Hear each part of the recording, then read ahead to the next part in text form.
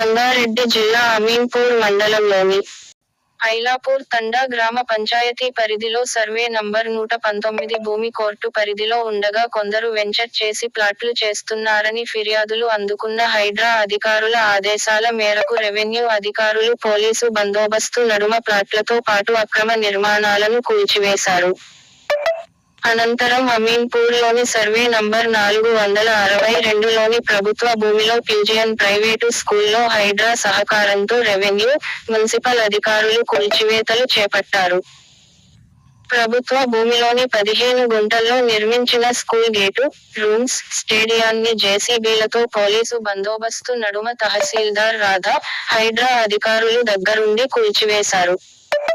ప్రభుత్వ భూములను ఆక్రమిస్తే ఎంతటి వారినైనా ఉపేక్షించేది లేదని తహసీల్దార్ రాధా తెలిపారు.